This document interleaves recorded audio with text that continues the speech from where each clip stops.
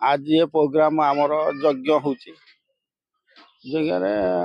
आमर भोजी भल मंद इत्यादि होची किसी लोक को भी निमंत्रण कराई आसबे। नमस्कार,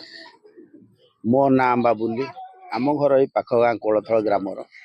दीर्घ 20 वर्षर है मुझे कर्म कर चली ठाकुरंकर आदि बहुत दिन कर्म कर चलवा भितर बहुत सफलता मुझे बहुत बहुत अशेष सफलता मुझे कही हेनी जहाँ मु पाई बाबा पाखे दीर्घ 5 मसीहा है मु कर्मकर्ता भाव कर्म कर चली आगू कौन हम कि आम भी कही पारिमु ना बहुत किसी आम शक्ति भी प्राप्त किसी ना किसीटा भी जहाँ भी आम पाइचु जी बाबा देते से आम पाइचु बाबांकर कर्म लगी रही एवं आउरी किसी भी लगी रहीबु बोली आशा करूँ।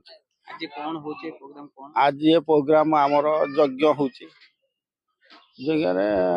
आमर भोजी भल मंद इत्यादि होची किसी लोक को भी निमंत्रण कराई आसबे। किसी लोक भी आसी पाखापाखि वर्तमान 150 रु 200 भितर लोक आसी आउ 200 भितर लोक कह जाए आसी पारती जहाँ बेले किसी आसबे बजार पाख लोक कहुई थाना पाख लोक भी कहुई इलेक्ट्रिक ऑफिस कहुई एपट पानी पंचायत लोक कहुई किसी कहुई सेमती भी किसी भी एपटे आतजात लोक भी आसती कही होनी ये सब आमर एमती दीर्घ 5 मसीह आमर ये भाव में चली प्रत्येक पूर्णमी भोजी हुए वर्ष वर्ष आमर भी पंचमी भी किसी दिन भोजी होता संक्रांति भी किसी दिन भोजी होता ये भाव में चली आमर तो आगुरी किसी वर्ष बाबा चलते कि आम 5 मसीहार खबरटा जाचु या 5 मसीह मोर आरंभ 5 मसीह